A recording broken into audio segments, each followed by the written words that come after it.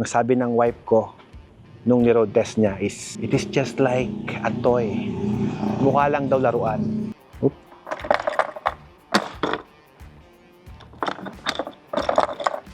Tada! Why are you laughing? Oh no, did I broke it? Anyway, sorry about that. I think nasira ako. Op! Turning radius niya, maliit. May something na bumabangga dito. Definitely this may pumutok.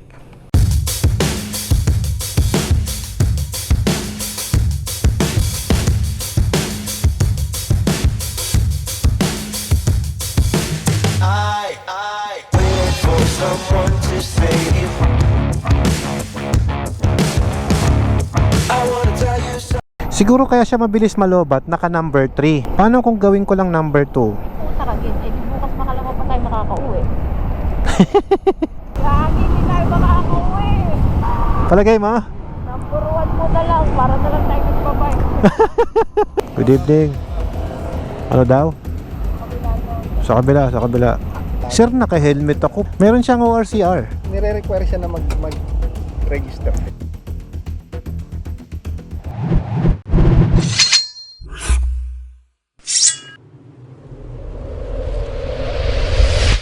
Kay gandang araw. Hello there, YouTube, Facebook, kung saan yung platform pinapanood to. Meron tayong featured vehicles at ito ang Utitco motorcycle. Sorry for that word.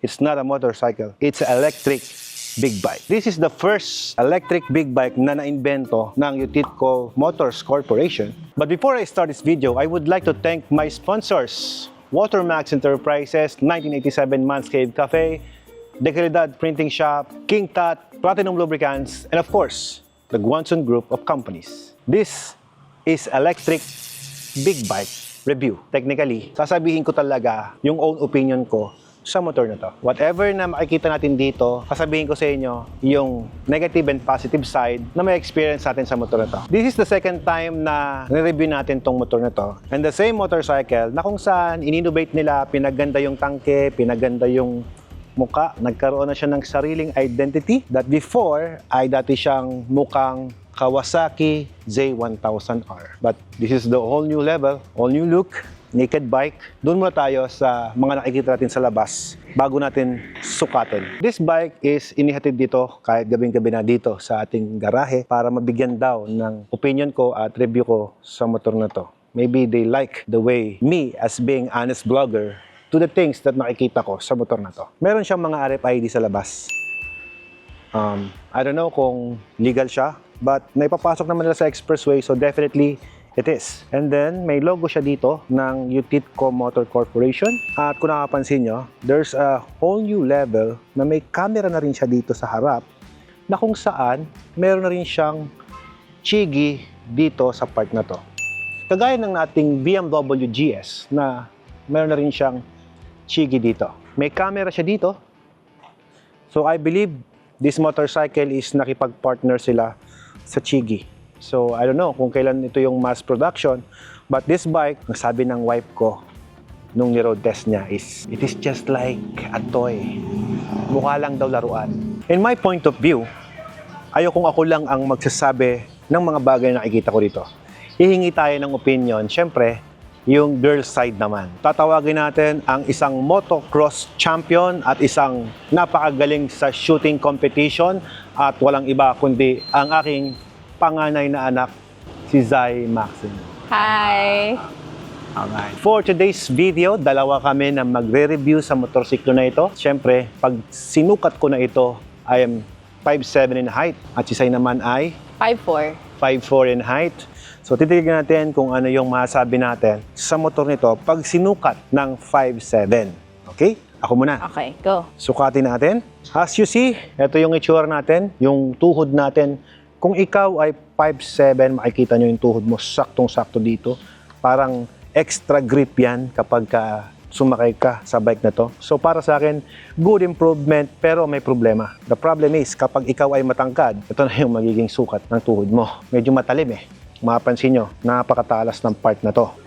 Sa height ko, ito yung itsura ng pako, flat-footed, flat-footed tayo dito. Ayan. Ngayon, susukatin naman ito ng isang 5'4". Sakto lang ata siya sa akin. Yan. Yeah. Okay? Magaan ah. Yon. So, isa yon sa napansin ko din. Super lightweight niya, napakagaan. At napansin ko, it's a bike na ang bigat niya nasa ilalim. Meaning to say, yung technology nito, hindi siya top heavy, nasa ilalim ang bigat. At alam nyo ba, ang motor na mayroong bottom heavy, kung anong advantage, I will show you. This bike is bottom heavy. Mabigat yung ilalim, magaan yung ibabaw. Therefore, napakadali niyang iliko. Just like a P6. Tignan nyo guys, meron pa ako isang bike dito. That Yamaha Tenere is top heavy. Kapag top heavy ang mga motor mo, ang nangyayari, mahirap siyang iliko. Mahirap siyang i-maneuver. Just like this. Pag niliko mo, madali siyang iliko kapag ka bottom heavy. Pero pag top heavy siya, Oh yeah. Oo, ang bigat. ko. Nagets mo? So meaning to say, all the bikes, nandito ang bigat sa ilalim, Magaan. magaan iliko, madaling i-maneuver, yun ang advantage. Ang tanong, bakit nga ba mabigat ang ilalim ng motor na to? Kasi yung battery niya nandito. Na kung saan, kung titignan natin, at kung susukatin na dadamahin natin, pag tinulak mo ng one hand, may tatayo mo siya. And guys, this is big bike. Electric. Considered as electric big bike. Parang ngayon lang ako nakakita ng isang electric big bike. Yes, and alam mo ba, ito ay kaisa-isa pa lang sa Pilipinas na ginagawa. At this bike na tinitignan nyo ngayon is a prototype big bike. Prototype. Yes, prototype. Ibig sabihin, hindi pa siya talaga minamass production, hindi pa siya ginagawa ng maramihan. At mapalad tayo na ma-review natin at nabigyan natin ng opinion natin yung motorsiklo na to. Gusto kong ilabas sana yung aking Kawasaki Z1000 para maikumpara natin yung motor na ito doon sa kamukha na model niya. And as you see, this bike is from Guanzon Group of Companies at imamatch natin doon. Now we have two naked bike in the house. So syempre, ito yung pinakamalapit na motorsiklo na parang nakikita ko na same body frame, same look, same size. At kung ito sinukat ko, susukatin ko ulit to. Parehas na parehas, flat-footed ako doon. Mas medyo mababa lang ito ng konti, pero a little bit na mabigat ito. At hindi siya bottom heavy. Ito yung timbang ito, sakto. Pasukat din natin kay Zai. Oo, mabigat nga. So, now you see the difference, di ba? So, at least meron tayong comparison. Kasi ito yung pinakamalapit na motorsiklo na pwede natin ma-compare sa ating featured electric big bike sa ngayon. Now, if we're going to ride that one, and I'm going to ride this one, this would be our look. Astig, di ba? Yeah. Para sa akin, astig. I don't know sa mga viewers natin. Back to our motorcycle review. The difference nilang dalawa, this one is gasoline engine at meron siyang tunog na malupit. While this one, meron din siya. Kaya lang, electronic na. Before natin sukatin lahat-lahat ang andito sa motor na to, gagamit tayo ng metro para masukat natin lahat ng detalye. Sa kanyang gulong, mag-start tayo dito sa gulong.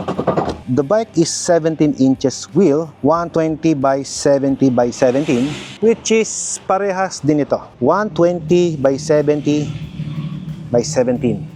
So we have 17 inches here, at sa likod naman, 17 inches wheel. Ngayon, susukatin natin ground clearance. Kasi, importante yung ground clearance ito sa baba.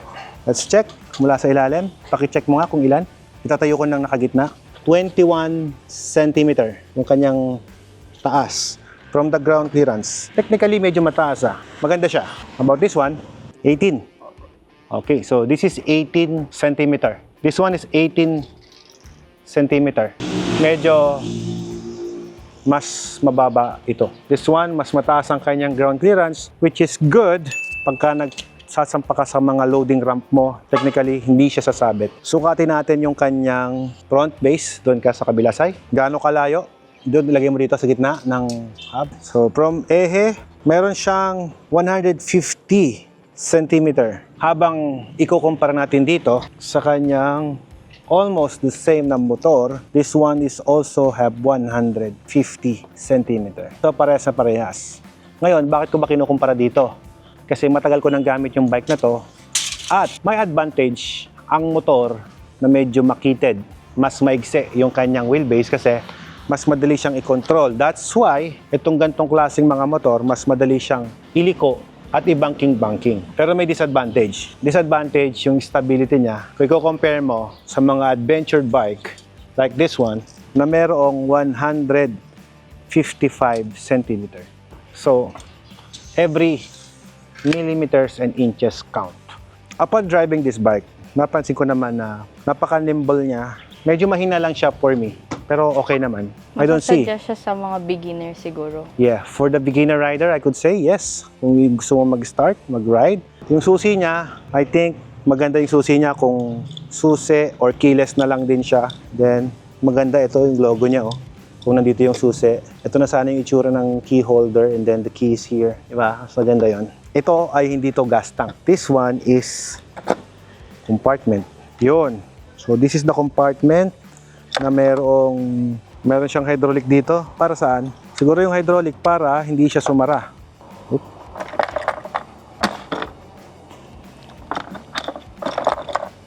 Tada! Why are you laughing?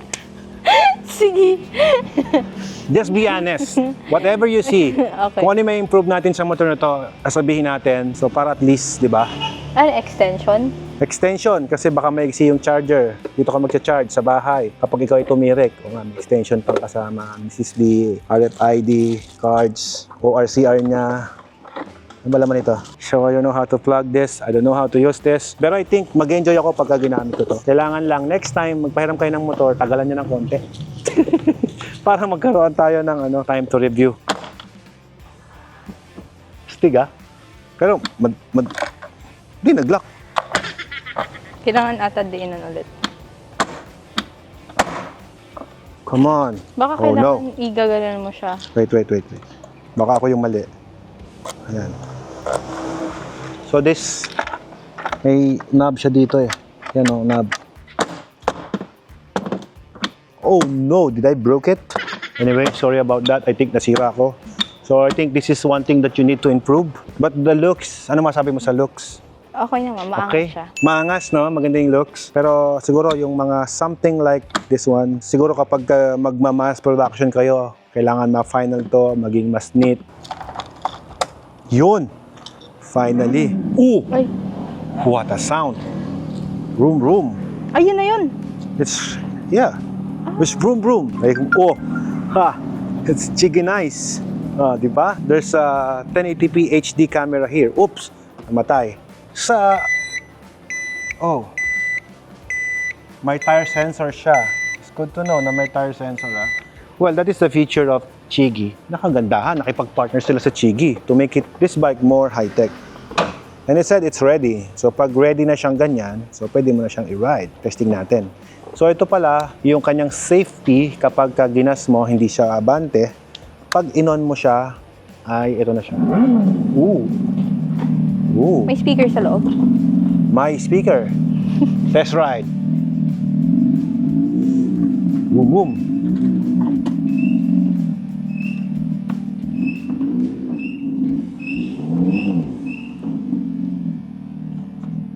Hop. Ay, inibago ko. Wala siyang brake sa likod. Lahat ng brake niyan dito lang. Just like a para siyang bicycle. Just like, PW50. Yeah. May safety din kasi yung PW50 din. yeah. Ilaw. Busina. It's not working. Things to improve. Busina. I think minimal problem na lang yan. It's not working. Ito yung niya. Passing light. Passing light and then the high and low button. This one is, what's this? Hazard. I don't know why may start button here. Para saan to? Baka pag ano, It's not working. hindi gumagana yung key. It's not working. My recommendation lang kapag gumagamit na kayo ng mga buttons like this one, dapat may function. Patayan ng ilaw, may park light, at mayroon siyang, yun, lights on. Test ride. At talagang tinutukoy yung request ko na sana may tunog.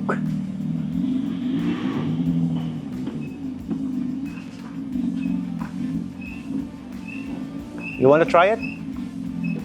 Try it. Tsaka dapat, pag sinide stand mo siya, it won't move Oo. for the safety. No? Kasi naka-side stand siya and then it's still moving. Sa mga other electric bike kapag naka-side Dapat stand. naka-side stand, it won't move. Don't worry, hindi siya masyadong malakas na bike compare sa 1250 mo. Even your mom can drive it. Yeah. Bakit parang nahihirapan ka? Hindi ako siguro sanay sa naked bike. 1250 nga, kayang-kaya mo eh. So how is it? Okay naman siya. It's good. Hindi Good? na ako sanay sa sa tunog siguro. Para kasi siyang speaker. Speaker talaga siya. Okay. Literal na speaker siya. O pag may gagas, turn off na siya. Kusa siyang namamatay kapag hindi mo Okay, na siya get down. ginagamit. Ayan, umabot na nga yung dilim. Wala na tayong liwanag. I think we don't have time. Siguro ite-test ride ko na lang siya kahit gabi. Okay na, meron ka mong masasabi din sa bike? Wala naman na. Yun lang. Yung mga sinabi mo. Ano? Yun na yun. Buttons. Yung sa key siguro. Since electric bike siya, diba? Dapat keyless. Keyless. Or like, It it's should like be. a card. Kasi yung key natin sa Dapat, tinatap lang. baka Ayun. Yun. Oh. Let's turn it off. Baka yun. Ay, Oh. okay. See? I told you. No key. Kapag yun mo. Tada! La! Hapaka-high-tech naman nun. So, I like it. Air ventilated siya. Ang ganda. Okay, subukan natin siya guys sa ating test ride. Meron tayong special guest na naman. Sama daw sa atin si Ella. Eh, gumaya ka na kung kasama. Oh, pipigir-pigir. Okay, tigat-tigat tayo. Huwag niyo akong titirahin talikod, ha? Si Alfred lang titira sa akin patalikod. Okay. Meron tayong pinaprint sa Dekalidad Printing Shop. So lahat ng motor natin, didikitan ko nito. Diba? Para kahit saan man ako mapunta, lahat ng sponsor ko, may sama ko. Oho. Oh, ganda. Marunong pa rin ako magdikit. Siyempre, kaya nga ako nagtayo ng Dekalidad Printing Shop eh. Kasi yan ang talent natin, magdikit ng sticker. Kahit saan ako mapunta, kasama ko lahat ng sponsors natin. Mga sponsor ko, matagal na, mga 2 years na sila sa akin eh. Hanggang ngayon, hindi pa sila sawa sa akin. Tara, puntahan natin yung kadate ko ngayon. Ito agandahan sa meron malaking compartment yung motor mo. Oh. Tada!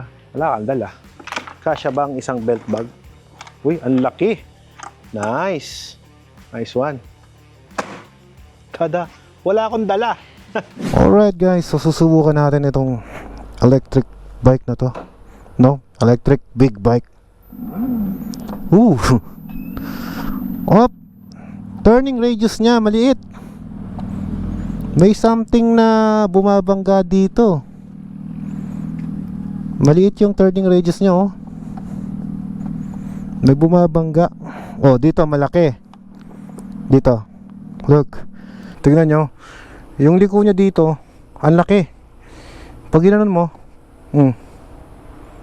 ang liit. Definitely this may pumutok. Yun, dumiretso. May sumasabit siyang something. Another things to improve. Di ba kanina ayaw? Once lalabas ka ng highway, dapat naka-helmet po kayo, ma'am. Ang payat mo na. May bag ka, sir? May belt bag ka? Oh, may kwenta. May Silby yan. Yung pang libre ko sa'yo, baka wala kang pera eh. May pera ako, no? Hindi pa na-torch. Empty, syempre. Empty yan, baka naman. Hoy, pa, kaya ba niya yan? Ha? Kaya niya yan? Bagyo? Oo, kaya. Bagi tayo. Mag-milk tea lang, tapos uwi din. Tara, sasabayan kita sa trip mo. Joke lang, dyan lang tayo sa kanto. Pwede tayo magbagyo. Hindi, pwede. May ride tayo bukas. Okay lang yun. Bago yung empty na yan, ah. Pakita ko doon. Bago yan, ah. Ganda. Hoy, pag binibigyan ka, binibigyan din ako, no? Wow, sana all. Ito. Hoy, sabi mo tatanggalin mo. Tignan mo. Power. Wow, ang lakas mo. Huwag yung titirahin si Alfred patalikod. Ako lang titira patalikod. Ari. Gusto mo mag-drive? Kaya go. Uy, wag mo preno ha. Pwede, ah. Payat na ako, pwede na ako sa sports car. Pwede na. Nag-warning yung kanyang gulong, malambot daw. mabombahan lang.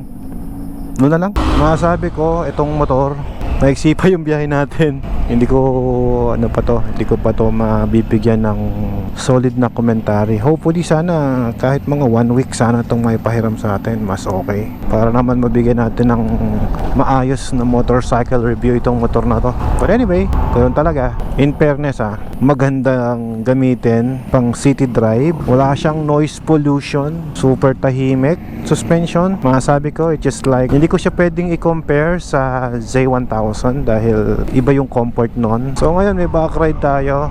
Parang hindi ko ramdam na may back ride ako kasi malakas naman yung torque ng motor niya. Comment ko lang, Chigi dito, hindi ko siya masyadong makita.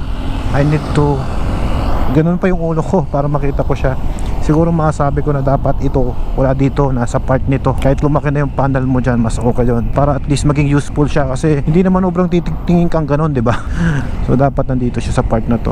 Pasensya na kayo sa vlog na to, medyo madilim talaga dahil minamaximize lang namin yung oras namin. Supposed to be dapat hindi na kami aalis ngayon dahil bukas ng umaga ay malayo pa ang aming biyahe. Pero syempre para mapagbigyan natin yung nag-effort na pumunta pa sa Pangasinan para lamang ipabidyo ito, gagawin natin ng magagawa natin para kahit paano magbigyan naman natin ng hustisya yung kanilang effort.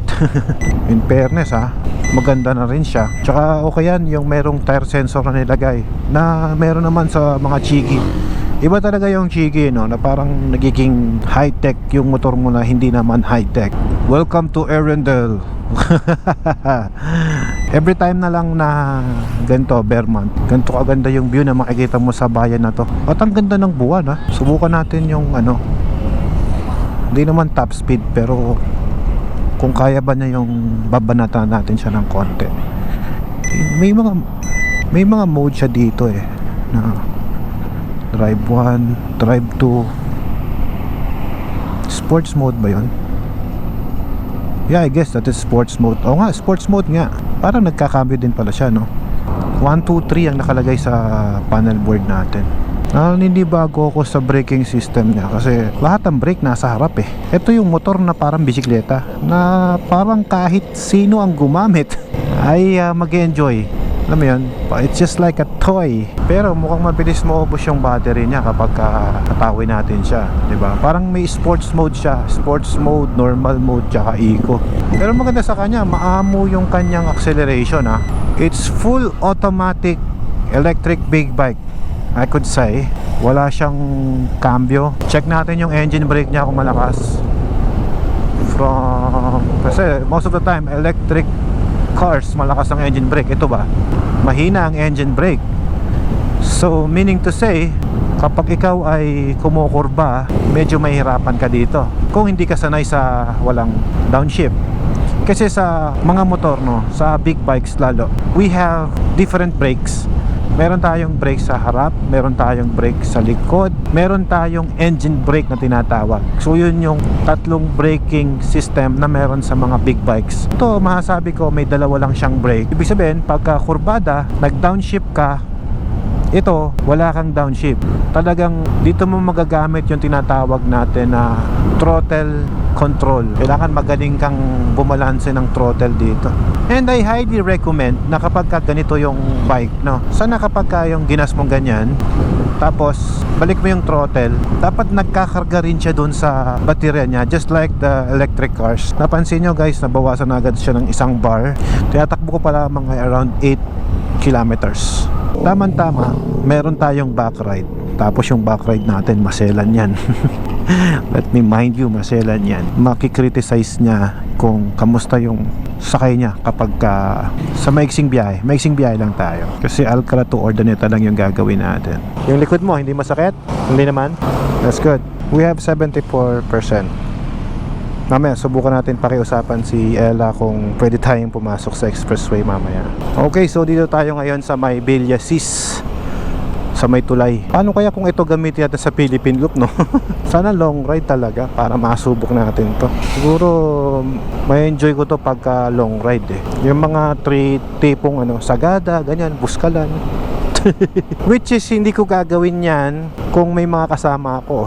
Dapat ako lang. Kasi pagka ano to, sasabay mo sa mga ibang adventure bike, may iwan to. Pupunta tayo sa gas station. Hindi para magpagas kundi para magpahangin. As is where is tong vlog natin na to eh. Ang nakakatuwa sa kanya, super gaan niya. At kung mapapansin nyo, wala pa siyang ABS. Hindi pa siya, kumbaga basic pa lang siya.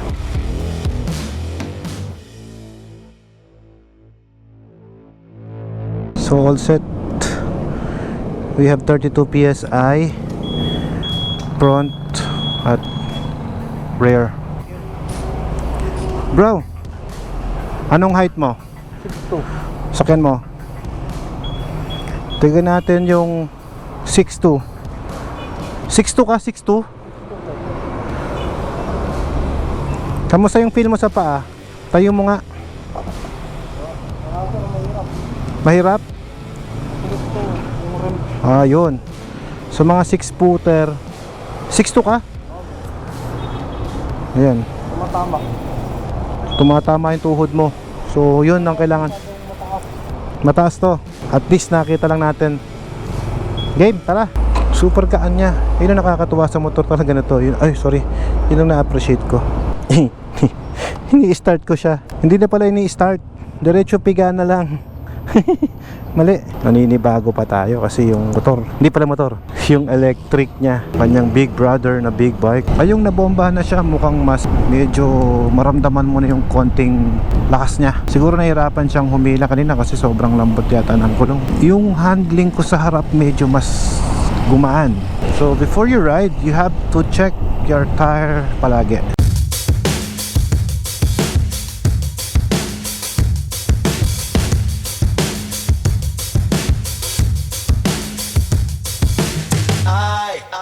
Waiting for someone to save. I wanna tell you something. So dito tayo ngayon sa may Ordaneta. At kung kanina ang ating battery life ay nasa 70 or 80, ngayon 55 na lang siya. Medyo mabilis siyang maubos ha. So we need to consider din kasi yung distance of travel na pwede mong gawin kapag gamit mo yung motor na to. Sorry, electric bike na to. May I suggest that since big bike naman ang claim natin dito, no? Okay lang naman siguro kahit medyo bumigat siya ng konti. Tapos yung baterya niya siguro lakihan pa. 'Di ba sa mga kotse malaki yung baterya na nilalagay natin doon. I recommend na yun yung gawin pa dito. Palakihin ng konti yung baterya. It's okay na bumigat siya ng konti. Basta humaba lang din yung kanyang distance, yung travel distance na pwede mong marating. Siguro medyo mamahal man ng costing, pero masasabi ko na masulit yun kesa naman sa kinakabahan ka, no? Kasi sa ngayon, nowadays, ang mga bumibili ng mga electric car or electric bike, ang laging tanong niyan, ilang kilometro ang mararating ko kapag ginamit ko yan. Mabilis din niya makuha yung speed na kailangan mo, pero syempre hindi mo pwedeng i-compare sa mga big bike talaga. For me, wala pa siya sa ganon. Hindi ko masabi kung ilang horsepower siya eh. Gulong? Hindi naman siguro, boss. Intact naman siguro yung gulong nito. Ayun o, kagaya niya, nahihirapan akong kumurba kasi wala siyang engine brake. Pwede nilang ilagay dito. At the same time, make sure na pag naglagay ka ng engine brake, yung G-force na may iwan doon sa gulong mo, pag umikot siyang ganon, dapat maging current yon para kargahan yung baterya mo, para hindi siya mabilis maubos. Kita nyo, ang bilis siyang maubos oh. Mukhang hindi ko isa-sacrifice yung expressway natin. Dito rin tayo dadaan. Mahirap pag sa expressway tayo na wala ng baterya eh. Makakauwi naman tayo. Pagkalooban, magpasok. Oo, yun nga mangyayari. Pag nalobat, magpapasundo tayo. Guys, pasensya na, hindi ko to may papasok ngayon sa expressway kasi ayokong matuyuan ng gas doon. So dito ko na lang siya idadaan sa MacArthur Highway sa amin. Siguro masasabi ko na okay na ako sa sa speed. Hindi ko naman kailangan ng super bilis. I don't need that. Okay na ako dun sa speed na kaya nito. Mainip ka lang ng konti kapag long ride na. Kasi pagka binibira ko siya, parang ang bilis niyang ma-drain yung baterya. Now it's 49. Yan o. hindi ka makabanking dyan ng maayos kasi wala kang engine brake. Kailangan mong kunin yung tamang momentum mo. Tsaka since magaang yung bike, it's 44%. So, alam mo yun, when you seeing those battery life, parang, oh man, diba? Baka hindi naman accurate yung battery life na yan. Kasi tumataas baba siya eh. Oh, ngayon 55 pa rin siya. Kanina nagpo-47 na siya. Baka hindi accurate pa to. So ganitong condition, maybe dahil ilang beses din daw tong tumirik nung na-vlog natin siya sa episode 1 natin na to. Mukhang hindi ko siya ipapasok sa expressway ngayon. No. Wala kaming backup vehicle ngayon. Paano ako kung magtutulak ba kami pa uwi o ano eh. Malapit na matapos. Yung Guanson Big Bike, daan tayo dun mamaya. Guys, ini-invite ko pala kayo sa November 25. November 25 ba? November 23 ay opening na ng Guanson Kawasaki Big Bike. Dito tayo magpipigar-pigar sa most famous pigar-pigar in town, ang Yuson. Ewan ko kung pinsan to ni Mocha, Mocha Uson. Tara, kain muna tayo, bro. Okay, nabusog kami dito sa Uson pigar-pigar. May take out pa kami.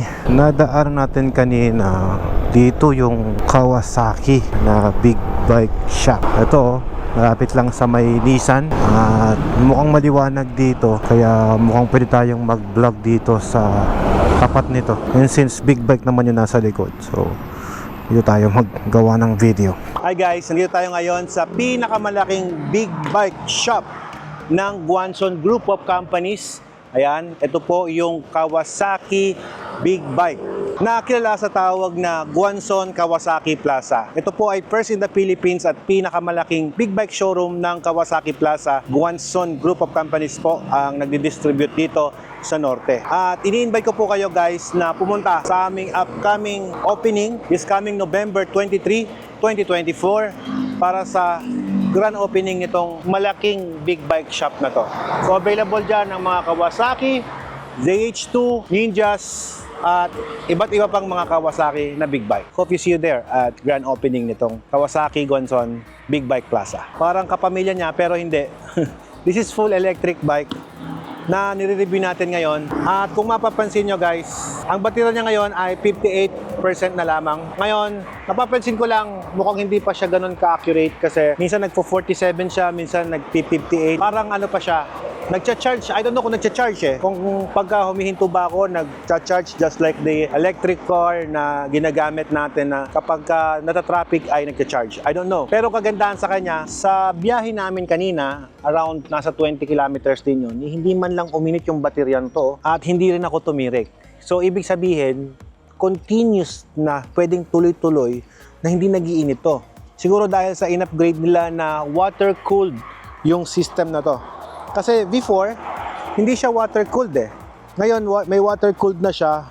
So, I could say, maganda na yung ginawa nilang upgrade ngayon compare sa unang release nila. And again, guys, this is a prototype. So, there's so many things to improve on this bike na masasabi natin na maganda naman. And I like the concept. Maganda yung konsepto nila na electric big bike. Pero my opinion lang at suggestion ko, sana mas magkaroon siya ng mas mahabang kilometer na pwede mong marating. Kasi kapag ganun yung naging setup ng motor na ito, ay syempre, mas marami yung pwedeng mag-invest at bumili. Technically, dahil prototype pa lamang naman siya, hindi ko pa masabing perfect. There's so many things to improve on this bike at hindi pa naman sila nagma-mass production. But the idea and the concept, sigurado kapag nakakuha sila ng mga investor, and I believe, sabi sa akin ni Mike Yutitko, that this project is open sila para sa mga investors. And I believe na kung magkakaroon sila ng mga investors dito, of course, mas magiging quality yung kanilang workmanship, yung design, sigurado mas may improve pa nila. Kapag mas naging mababa ang kanilang costing dito sa pag-build nitong electric big bike na to, this is mind-blowing. Bakit? Kasi wala ka ng gas na kailangang bilhin at hindi ka nadadaan sa mga gas station if you have this big bike. At the same time, yung tulin naman niya, reasonable naman yung tulin kasi hindi ko ma-top speed. Pero as you see, may back ride tayo kanina. At so far, ayan, yung wife ko, yung light woman natin ngayon, siya yung light woman natin na napakamahal ng TF. Yung suporta, grabe, di ba? But anyway, so if you're going to support this project, I could say it might get the big breakthrough para sa Filipino inventor nito. Kasi lahat to Philippine made, no? This is fiberglass. This is fiberglass, plastic. Lahat ito is handmade. Handmade. Prototype. Ibig sabihin, hawak natin ngayon yung motor na kung saan dito talaga naubos yung kilay nila, nasunog yung kanilang buhok, kakaisip kung paano bubuin tong motor na to. Mula sa design, kung paano papatakbuhin. Pero opinion ko lang, siguro ito, mas maganda yung wider pegs ang ilagay. Kasi kung wider pegs yan, mas maganda yung comfort ng rider.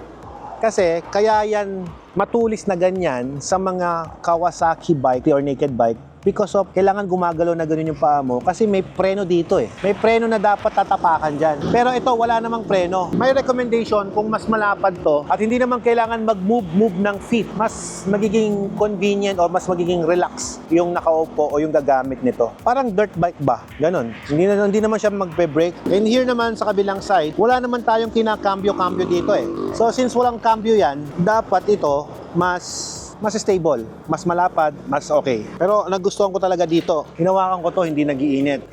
Battery to, di ba? I don't know if they use the lithium battery dito. Ito pala yung charging port niya, oh. Ngayon ko lang nakita. Dito sa part na to yung charging port. And then, tingnan nyo, wala siyang kadena.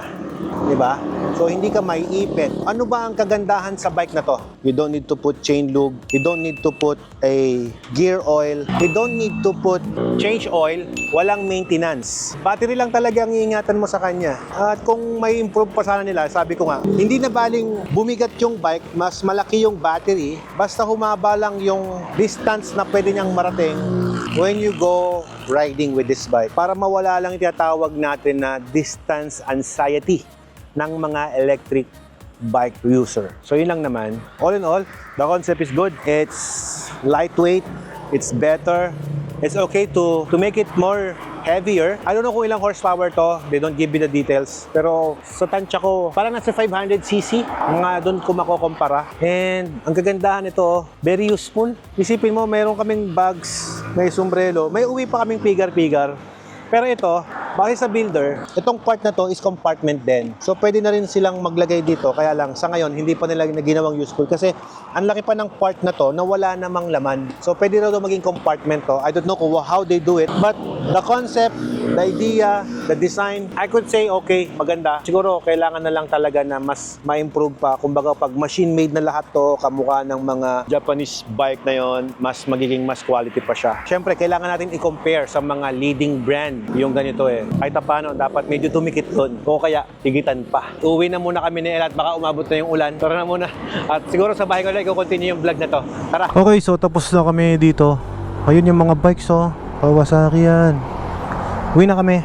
So totoo lang, very relax siyang gamitin, no? Komportable at sobrang tahimik. Wala kang marinig na ingay. Ang gusto ko sanang matry pa dito, no? Is it waterproof? Pwede ko ba siyang ilubog sa tubig? Yung mga tanong sa isip ko na hindi ko pa masagot sa ngayon. Because we have a very limited time for this bike. Parang gusto ko siyang, for example, testingin natin sa big bike na 1000cc. O kaya, gano'n niya kabilis makuha o ilang segundo para makuha niya yung 0 to 100. At for us to, para ma-compute natin yun, dapat meron tayo talagang panahon para gawin yun, yung mga data na yun. Hindi natin magawa.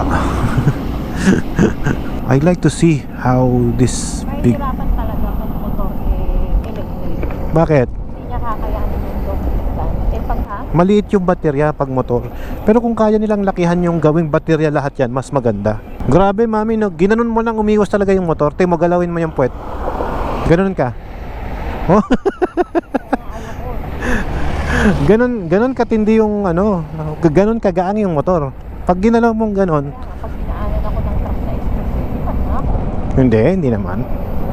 Grabe naman, di naman yun. Siguro kaya siya mabilis malobat, naka number 3. Paano kung gawin ko lang number 2? Punta ka din, di bukas makalawa pa tayo makakauwi. O sige, number 3 ko na para mabilis tayo makauwi. May ride pa tayo bukas eh. I-pull natin. Kung malalobat, di malalobat, pauwi naman na eh. Kaya sabi ni Mrs. na medyo malayo pa yung venture nitong motorsiklong ito. Pero yung konsepto kasi ang ina-admire ko dito. Tsaka kung ako man, may suggestion si Ella. If you cannot find the investor dito sa Pilipinas, you could contact directly sa China kung gusto mo talagang ma-pursue itong project na to. Mas mabilis yun. Yeah, mas mabilis. Pero yung ma-perfect pa dapat kasi, no? Kasi yung design, ano na eh, kung ipapagawa mo sa China, mura lang to eh. Technically, kung iaakit ko to ng Baguio, hindi ako makakarating. Mauubusan tayo ng baterya. Kasi Urdaneta pa nga lang oh, nag 46% na siya. Tapos pag umaahon ka, syempre kailangan mo ng mas malakas na baterya. Lagi hindi tayo makakauwi. Palagay mo? Number 1 mo na lang, para na lang tayo nagbabike. May makakauwi tayo. Pag umaahon, namumula. Mas kailangan kasi niya ng mas malakas na baterya na isusupply niya. Kasi paahon siya eh, tsaka dalawa kami. Lalo kung natatakot pag namumula. Ikaw, natatakot ka? Hindi yan, hindi naman accurate oh, tumadagdag nga oh, 49%. May I also suggest na kung kaya nyong maglagay ng adaptive cruise control dito, mas better. Kasi kung ito ay full electric big bike, mag-invest kayo more on technology nito. Kung may adaptive cruise control siya, yung nadidetect niya yung sa harap na may sasakyan, kung ano yung speed nun pwede niyang ma-pick up. Pag hihinto siya, hihinto din to, yung ganun. Tapos radar sensor, meron ditong mga sensor sa ilaw kapag ka may motor sa blind spot. At gusto ko din to kasi may reverse. Ganda rin manakbo talaga eh. I'm impressed, yun ang totoo nun. Pero syempre may mga gray areas pa siya. Titignan ko lang kung tataas yung ano, it's 49% pa naman oh. Makakauwi pa yan. Tingnan mo to oh, meron siyang speed, drive 2, drive 3, drive 1, may R. So ibig sabihin may reverse. Oo nga oh. Oh. May reverse siya, ang galing. Technically guys, ang motor pag nilagyan mo siya ng reverse, kahit mabigat na yung baterya, okay lang. Kasi may reverse naman. Just for example, no, hindi naman gagawa ng 1,800cc ang BMW na ang bigat-bigat ng motor na yun kung walang reverse, diba? Pansinin nyo guys yung mga motor na mayroong reverse, sila yung talagang ang bibigat na gamitin na motor. So ibig sabihin, if you're going to put reverse here, pwede mo naman talagang gawing mabigat. Kasi nga eh, you called it big bike. Medyo nag-iingat lang ako sa pag-ride ngayon kasi talagang wala siyang ABS eh. Kailangan mo siyang balansehin yung control mo sa preno natin. Kasi kung wala, baka dumulas. Yun bang mag-lock yung preno? Yun ang ina-avoid natin eh. For example kasi, ano ba yung difference ng may ABS at wala? Kapag walang ABS yan, pag piniga mo yung preno at uminit yung braking mo sa rotor disc niya, pwedeng mag-lock. So pag nag-lock yun, slide, delikado. Siguro kung mag-isa lang ako, mas malayo ang posibleng marating nito. So nung number 1 ko siya, hindi gumalaw yung number 3. Pero nasa number 1 ako. Tapos ang hina na ng throttle niya, halos na-maintain na niya yung throttle, yung 43 na speed. Technically di na pala gumalaw. Gumana na yung number 3 niya. Para bagang nagkakaroon siya ng limiter, no? Di na gumana yung speed meter niya. Yeah, it's not working kahit ang bilis ng takbo ko oh. So most probably baka hindi talaga accurate yung digital niya. Naghang ba? Hindi naman. Tignan natin guys kung makakauwi tayo at kung ilang bar pa yung matitira doon sa biyahe natin na Alcala to Urdaneta. Pero kahit namumula siya, yung power niya malakas pa rin eh. Ang alam ko sa mga baterya, no, hindi siya pwedeng na-overdrain. Kasi pag na-drain mo siya, pwede siyang nasisira eh. Kasi yung BMW natin, yung iX natin na kotse, kapag ka 25% na lang siya, recommended ng manufacturer sa dapat i-charge mo na siya. Huwag mo nang i-drain para daw humaba yung lifespan ng baterya. And since this is a prototype, hindi ko alam kung ilan yung battery warranty na ibibigay sa atin ng UTITCO. Kasi yun ang isa sa kailangan mo din i-consider. If I'm going to buy electric motorcycle, gaano ka tagal mong ibibigay yung warranty ng baterya na yan. Kasi yun lang naman talaga ang iintindihin kong i-maintenance dyan eh, yung battery lifespan niya. Pero nag-enjoy ako kung mahihiram ko sana to ng mas matagal, mas okay. Enjoy ako sa kanya. Parang alam mo yun, nati-challenge ako na what if ibiyahe ko to ng malayo, hanggang saan ba ako aabot on my riding style pag tinabihan mo yung motorsiklo na yan, yung maliit, it feels like big bike din eh. Diba? Yung feel mo na malaking motor yung dala mo, andun pa rin yun, knowing na naked bike siya, no? Isa pa yun sa magandahan yung i-incorporate dito, dapat may ABS siya para safety features na rin ang gagamit. Ang swerte talaga natin, di tayo nabot ng ulan kasi tapos na yung ulan bago tayo dumaan. It might consider din siguro nakabukas lahat ang ilaw niya eh, kaya siguro lumiit din yung battery lifespan, pero it's supposed to be dapat considered na natin palagi yon kasi yung mga electric car nga laging naka-on ng aircon yan once you turn on the car, even though dumapit lang ang susi niyan, magta-turn on na yung aircon yan eh. Dapat ito, yung ilaw niya mas, syempre, hindi ko naman sinasabing palakasin kasi makakasilaw din tayo sa mga ibang taong nagmumotor din. Ang sinasabi ko lang is hindi natin pwedeng idahilan ba yung ganon. It's not a valid reason na sabihin natin naka-on kasing ilaw kaya mabilis maloobat. Hindi. Yung sakay siguro pwede pa, pero it's not, kasi you build the motorcycle with for 2 passenger dapat naka-design to na ganon, pang dalawa, or else you could remove yung seat sa likod ng back rider. You have to remove that if nagkaka-problem pala kapag may back ride to. That is something that you need to consider. Siguro if I will build, kung ako yung builder ng electric big bike, I will build it in the form of adventure. Kasi mas malaki yung body nun, mas malaki yung kaha, mas malaking battery pwede mong ilagay.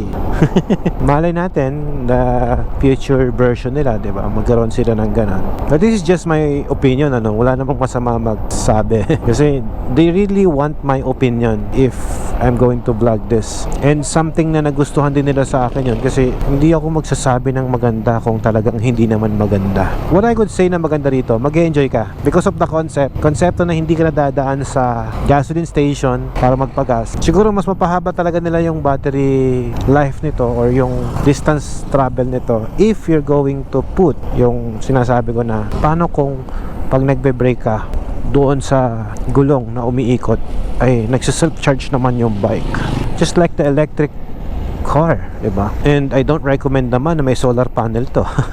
Tsaka super gaang niya, alam mo yun, parang mas magaang pa to sa Mio. Yun, maganda mag-vlog dito, maliwanag. Ay, buti pa sa lugar na to, no? Ang liwanag dito, no? Ito lahat solar light yan. Imagine mo, no? Wala ka nang antunog, wala ka pang busina. Dapat busina. Ito recommendation ko din, isa pa, dapat malakas ang busina nito kasi hindi ka maririnig sa kalsada, wala silang engine na naririnig, but practically super tipid niya. Good evening. Ano daw? Sa kabila. Yeah, pinaro tayo ng pulis. Good evening, Sir Alfred. Ay, good evening, sir. Paano mo alam na ako yun? Yung gandang lalaki mo, hindi ko makikilala ka. Sir, naka-helmet ako. Paano mo alam na magandang lalaki naka-helmet? Sir, anong kailangan mo, sir? Katawan ng King Tut. Uy! Ayos, boss, ayos. Okay, Ano kailangan mo? okay na Okay na. Ito pala lisensya ko, sir. Gandang lalaki lang, okay sa akin. Sir, alam mo ba kung ano to? E-bike. Yeah. Yay! E-bike na O, di ba? Ang nakaunood ako nito, sir, si ano? Sina? Nakalimutan ko na si ano Sino? Si Kawasaki. Si Boss Vic. Si Boss B. Tingnan mo, sir, oh. Oh. Helmet. Nire-require siya na mag-register din. Yeah, may ORCR siya eh. Meron siyang ORCR. Tapos pwede sa ano? Gusto mo i-test ride? Speaker lang siya, di ba? Speaker lang yung pinaka-boom-boom niya. Oh, walang tunog. Ba't na nga sana makauwi. Sige. Thank you, boss. Thank you. Bye-bye. Katawan ng King Tut. Nakita siguro yung suot kong Guanzon t-shirt, kaya alam nilang ako to. Kasi bihira lang naman nagsusuot ng ganito. Malapit naman na, kaya okay lang mamula. Okay, malapit naman na tayo sa bahay. Around mga 4 kilometers na lang to. And we still have 41% na kumakarga. Hopefully totoo yan. Subukan natin ratatin ng konti kasi hindi tayo nagrarapat mula kanina. Imagine mo, no, natatry natin yung first ever electric big bike sa Pilipinas. Sa ibang bansa hindi ko alam kung meron na. In reality, sa motocross world, no, if you are a motocross rider, na perfect na nila yung electric dirt bike. Maganda na eh. Nakakapag-cellphone yung asawa ko sa likod habang nakasakay. Ibig sabihin, komportable naman siya. Yes sir, welcome to Alcala, Pangasinan. Ang ganda naman pala ng pagkaka-welcome kasi from the arc, maliwanag na. Dito sa amin sa probinsya kasi, yung walang tunog na ganito, hindi naman nila alam kung ano yung gamit kong motor. Tsaka gabi kasi, siguro kung makikita sa morning to, makakapag-public reaction pa tayo. Isa yun sa gusto ko rin gawin dito sa motor na to, kung ano ba yung tingin nila or ano ba yung masasabi nila sa motor na to if you're using this. Kumbaga, mag-stand out ba yung look niya sa public. Syempre, isa yun sa kinoconsider natin eh. Yung iba kasi bibili ng motor yan para dun sa forma. Titignan din nila, hindi lang yung gamit. At the same time, yung looks mo naman kapag ikaw ay nakasakay, bagay ba yung mga ganon. Kung dagupan ng pinuntahan ko, wala na, one way lang to. Pero gusto ko bigyan ng hustisya eh. Mukhang hindi lang accurate yung baterya niya eh. Kung ilan ba talaga yung mararating niya eh. Yun yung gusto kong mangyari. Dito tayo agad sa bahay. Malapit na tayo. Parang alam mo yun, bitin na bitin yung panahon na nagamit ko siya. Gusto ko pa sana siyang ma-explore.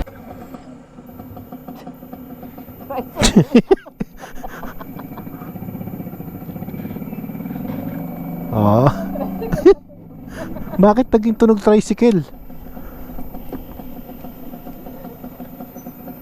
Hindi na yung ulan gagi. Teka, 2-stroke na siya. Wala ba tunog big bike? DT125 na yung tunog niya. Underwater testing, gusto ko masubukan yon kung hanggang saan yung pwede. Kung under pa ba siya kapag nilubog natin yung bandang kalahati niya, no? Kasi waterproof naman daw tong battery na nilagay nila, no? Ang dami kong gustong matry. Iba ni tunog niya. Uy, tao po! Finally, we're home. Yung cooling system niya gumagana. Hindi man lang nagiinit. Ayun, no? Meron siyang cooling system doon. Hindi nagiinit yung niya. Good ah. Maganda yung nangyari ngayon. Kaya lang kasi hindi ko nailayo. Ganda to pag nagpa-practice ka ng atras sa motor.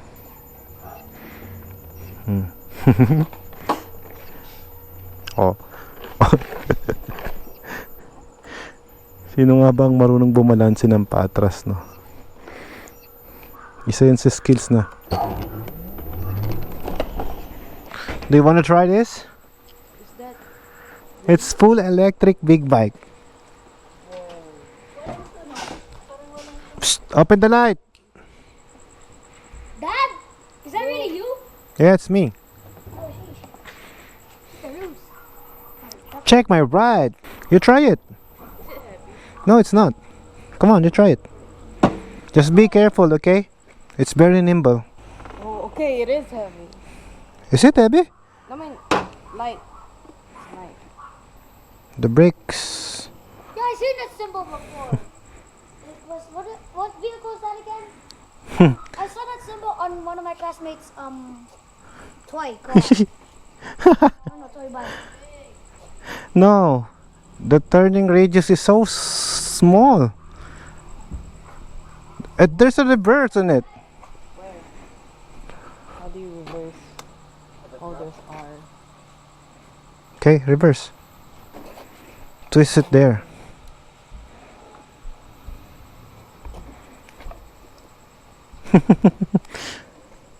Even the kids can use it. Yeah, it's full electric. Dang, just like the car.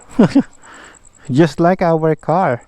Hi guys! So, dito na kami ngayon sa aming bahay at na-test ride na natin itong first in the Philippines na electric big bike. Ang gagawin naman natin guys ay tignan pa natin yung mga features na dapat nating makita. Let me tell you a small details pa na they should need to improve to this big bike.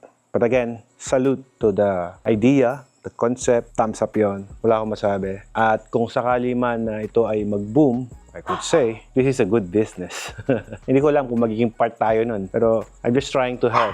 Ang sabi kayo sa akin, maging honest ako. Yes, I'll be honest. Bilang rider, syempre gusto natin marating, mapuntahan yung iba't ibang lugar na gusto nating ma-ride saan man dako sa mundo natin gagamitin ito. And then again, kung anliit ng chances natin para mapahaba yung kilometer distance na mararating ito from point A to point B, medyo off limits sa part na yun. Yung biyahe na ginawa natin kanina is sobrang lapit nun. It's just from here, it's 28 minutes away na may layo siya na 21 kilometers and it's around 28 minutes lang ang biyahe. To be exact, if I'm going to Google, the area na pinuntahan namin, doon mismo sa may the biggest big bike ng Gwenson na malapit sa Yuson, Pigar-Pigar, 23 kilometers lamang siya. Ito lamang po ang kilometer distance na kanyang kayang takbuhin. 30 minutes ang travel. So basically, kung 23 kilometers siya times 2, that would be 46 kilometers lamang ang kaya niyang marating. For me, sobrang liit nun. Medyo maigsi yung kaya niyang mabiyahe using that bike. And as you see guys, namula na siya. At dumiretso pa ako kanina dito around 2 kilometers away hanggang sa hindi na siya bumibilis. Maybe dahil sa na-reach na natin yung kanyang limit ng baterya niya, masyadong maliit yun. Para i-consider natin, kung i-add mo pa rin siya, that is 46 kilometers plus 2 kilometers na balikan. Sabihin natin 50 kilometers lang ang kaya niyang takbuhin. To be exact, maiksi lang yun. And usually, we ride as 100 minimum. Siguro 100 kilometers na isang diretso. Mula dito hanggang ano lang yun, Pampanga. Hindi siya makakarating ng balikan. So, tama lang na may dala siyang extra charger. Sa ngayon, masasabi ko na hindi pa talaga siya for long ride. Kung tatanungin niyo ako kung, Alfred, ito ba maganda sa city drive, city riding? Definitely, I will say yes. Maganda. Ang totoo niyan, narating naman niya yung 50 kilometers But more than that, based on the experience natin, this motorcycle could only ride up to 50 kilometers straight. May backride yon. Pero kung wala siyang backride, definitely medyo hahaba pa siya. Yung tunog, it's okay na walang tunog basta may busina and it's not yet working. Pag-usapan natin yung mga nagustuhan ko sa motor na to kung i-compare natin to the previous time na ginamit natin siya. 1, hindi na siya tumitirik. Hindi siya nag-stop. At yung battery niya, hindi na rin nag-iinit. Thanks to the upgrade of this. So dahil dun sa tinatawag natin na cooling system na nasa loob, I don't know, that's water-cooled. Patuloy niya na bine-ventilate yung battery natin at hindi siya nag-iinit. Good, okay yun. And there's something na nagustuhan ko din dito ay yung muka. This one. Yung mukha niya kasi, wala na siyang kahawig. Meron na siyang tinatawag natin na original look na kung saan may sarili na siyang identity. And that is something na nagustuhan ko. Sa bolts, sa mga ginamit na tornilyo, hindi naman siya bago. So, na-expect natin na ganyan ang magiging itsura niya. Yan yung mga nuts niya. Yung kanyang mga paint and bolts are not yet perfect. Maraming gas-gas. Ibig sabihin, hindi ito yung motor na pangmaselan. And this one, yan, kinakalawag na. Kasi nga, syempre, prototype, hindi pa nila yan masyadong pinerfect. Pero kung ako, if I'm going to review this bike, dapat ito maayos na itong mga to. Like this. Yan, kalakalawang na siya. And kung napapansinin nyo, bakit ang laki ng footrest ng backride mo, at yung rider ang lead ng footrest na kung saan mafe-feel mo talaga na ang likot ng paa mo when you are stepping on the pegs. Hindi ko alam kung bakit meron ding space dito sa part na to. If you notice, siguro sa aerodynamic niya para hindi madumihan tong part na to. Sa ngayon, yun pa lang muna yung opinion na masabi ko sa motor na to. Kayo nang umusga if you like it or if you don't like it. But ako, the concept and idea, I like it. But syempre, tanggap ko naman na hindi pa to fully finished. So more improvement pa ang dapat nilang gawin dito. At alam ko naman na kapag nag-mass production na sila dito, nag-manufacture na sila, sigurado magiging mas quality pa to. And once again, hanggang dito lang muna yung ating vlog. Thank you so much for watching this video at pagsama sa akin sa aking motorcycle honest review. Super honest ba? Sorry